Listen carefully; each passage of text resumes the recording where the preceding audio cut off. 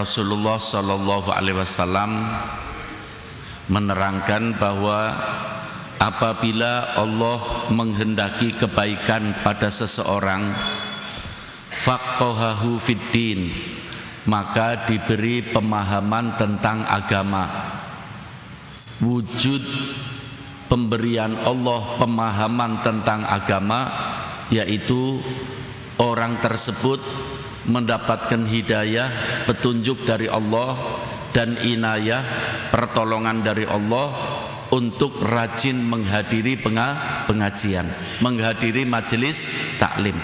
Makanya sekali lagi para jamaah kita bersyukur, alhamdulillah. Mudah-mudahan kita semua orang-orang yang dikehendaki kebaikan oleh Allah Subhanahu wa taala. Karena salah satu tanda orang yang dikehendaki kebaikan oleh Allah Subhanahu wa taala adalah orang yang diberi oleh Allah pemahaman tentang agama. Maksudnya agama di sini Islam. Dengan cara Allah mendorong, memberi inayah, kesemangatan orang tersebut untuk rajin menghadiri majelis taklim. Iya. Maaf para hadirin, orang yang tidak mau membuka dirinya, tidak mau membuka hatinya supaya diposisikan oleh Allah sebagai orang yang dikehendaki kebaikan oleh Allah, kadang-kadang menghadiri majelis taklim, menghadiri majelis pengajian itu tidak betah, tidak kerasan, tidak enak, tidak senang. Iya, naudzubillah. Kita harus melatih diri kita, dan jangan sampai ada yang mengatakan berarti kalau saya tidak senang ngaji memang tidak dikehendaki oleh Allah. Saya tidak senang ngaji, kalau ngaji saya gelisah, berarti memang saya tidak dikehendaki oleh Allah untuk menjadi orang yang baik. Ini keliru juga. Allah berkehendak sesuatu kebaikan kepada seseorang apabila orang itu membuka dirinya. Para asatid, para santri pernah membaca atau menghafal dalam kitab Arba'in An-Nawawiyah. Di sana Allah sendiri yang menyatakan dalam hadis qudsi yang sahih, ya, bahwa Allah memberikan hidayah, petunjuk kepada seseorang apabila orang itu mencari hidayah. Iya. Kalau orang itu mencari hidayah, uhdikum, ya. Jadi carilah hidayah Allah. Dengan mencari hidayah Allah, Allah akan memberi hidayah. Kalau orang tidak mau mencari hidayah, selama-lamanya dia tidak akan diberi hidayah oleh Allah Subhanahu wa taala. Naudzubillah min dzalik. Mudah-mudahan termasuk kita orang yang diberi hidayah oleh Allah. Karena kita mau keluar dari rumah, membuang waktu kita, menyempatkan untuk hadir di majelis ini merupakan satu usaha supaya kita mendapat hidayah, petunjuk, dan dikehendaki oleh Allah menjadi orang yang baik dunia dan akhirat. Iya. Wa zahadahu fid dunya, orang yang dikehendaki oleh Allah kebaikan itu orang yang sibuk dunia. Itu harus orang hidup di alam dunia harus cari dunia. Tapi orang yang tahu waktu itu orang yang dikehendaki kebaikan oleh Allah. Waktunya mencari dunia, mencari rezeki, semangat, bila perlu seakan-akan tidak akan mati, ya. Tapi waktunya ibadah, ibadahlah seakan-akan bentar lagi kita akan mati. Itu orang yang dikehendaki kebaikan oleh Allah. Iya. Wa basarahu uyubahu, dan senang melihat, mengoreksi, memperhitungkan aib-aibnya, hal-hal yang tidak baik. Ada orang malah kalau ada yang memberi nasihat, ada yang mengingatkan bahwa ini jenengan melakukan perbuatan yang tidak baik, yang tidak diridhoi oleh Allah, ya, itu malah marah-marah. Ada, itu tandanya hati yang naudzubillah, hati yang menolak kebenaran. yang istimewa muncul dari dirinya sendiri. Muncul dari dirinya sendiri, oh, aku ini melakukan perbuatan yang tidak disenangi oleh Allah. Aku melakukan perbuatan yang tidak disenangi oleh Nabi kita Muhammad SAW. Aku harus merubah diri. Inilah harus bersyukur orang yang punya perasaan seperti itu. Berarti orang yang dikehendaki kebaikan oleh Allah.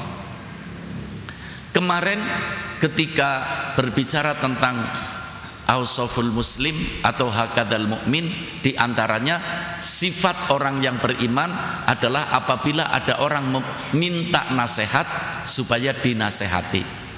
Ya, ini berbicara nasihat, ada amar ma'ruf, ada nahi mungkar. Amar ma'ruf itu mengajak kepada kebaikan, nahi mungkar mencegah kepada sesuatu yang mungkar. Amar ma'ruf lebih enak daripada nahi mungkar. Orang yang mau melaksanakan nahi mungkar harus siap dengan resiko. Iya, nahi mungkar itu sangat sulit. Mudah-mudahan kita diberi kekuatan oleh Allah Subhanahu wa ta'ala. Menasehati orang, mengajak orang kepada kebaikan, atau mengingatkan seseorang supaya tidak melakukan kemungkaran, itu adalah tugas para nabi dan rasul, tugas Nabi kita Muhammad SAW.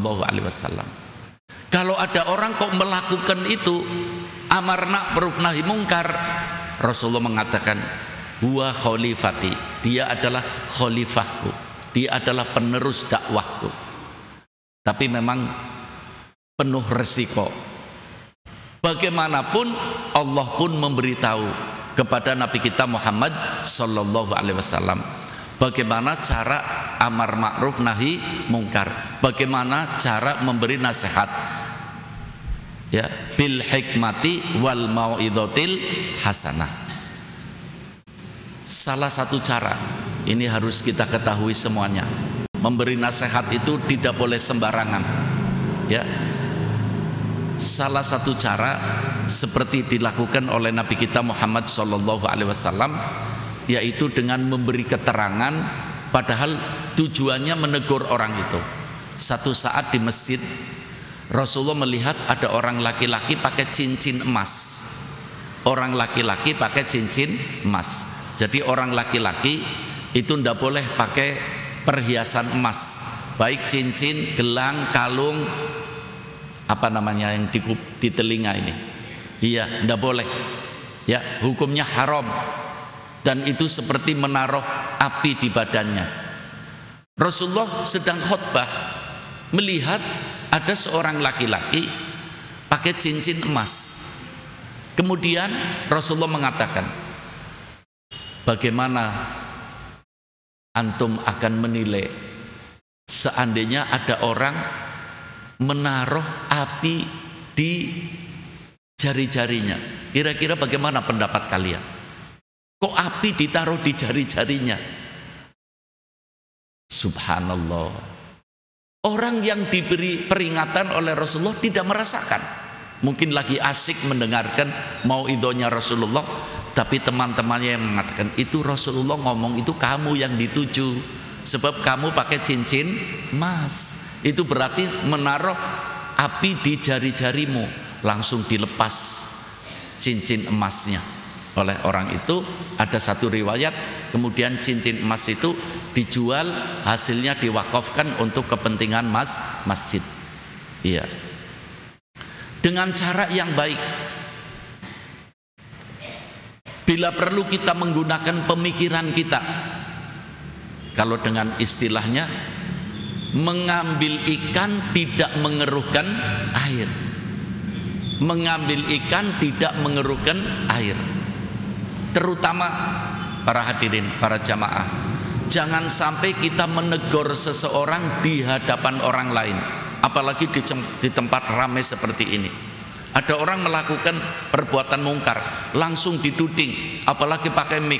Nih, lihat orang itu, ini orang tidak benar nih, ini orang yang melanggar syariat Allah. Itu namanya bukan memberi nasihat, itu namanya bukan memberi peringatan, itu namanya apa kalau bahasa Jawa itu wirang.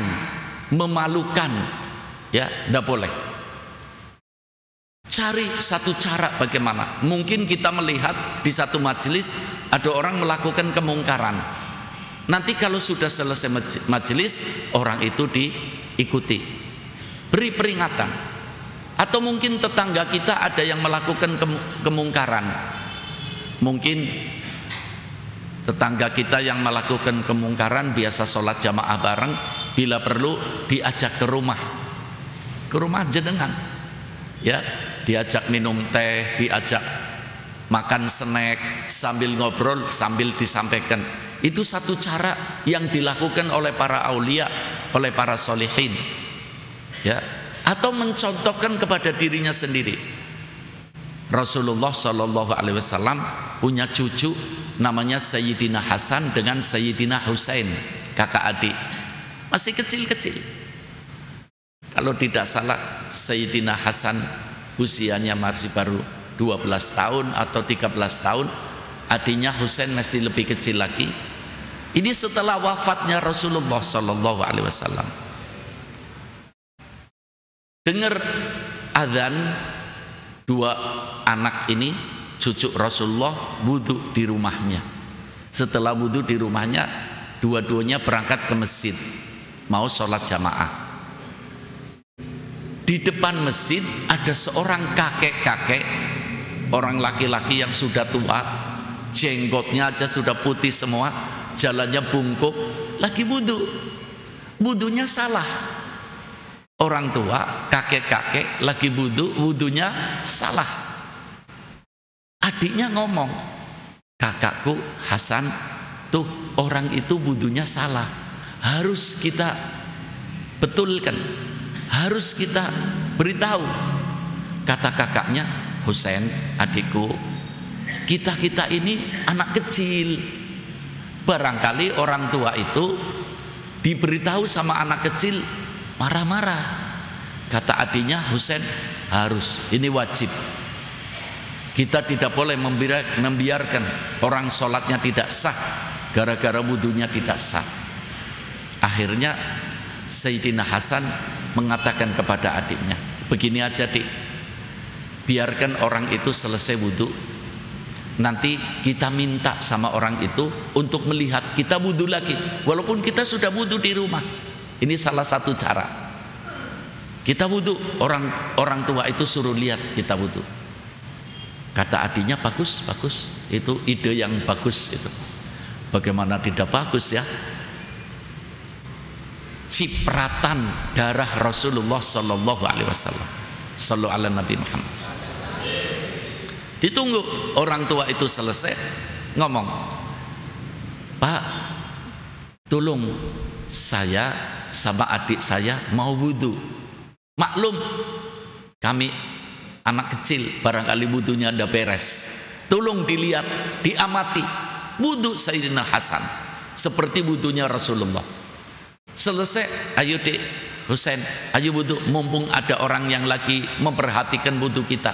Wudu Sayyidina Husain dengan wudunya Rasulullah. Selesai, Sayyidina Hasan ngomong, kakek tolong beritahukan wudu kami ada yang salah enggak?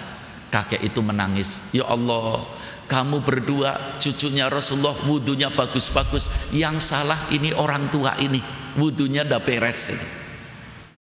Allah, indah ya cara dakwah seperti itu. Sallu ala Nabi Muhammad. Sallu ala Nabi Muhammad. Iya, dulu saya itu 20 atau 25 tahun yang lalu tinggal di daerah utara. Di situ ada kampung yang hampir satu kampung itu pemabok semua. Iya. Saya tidak tahu tanda-tandanya orang mabok, tapi memang saya senang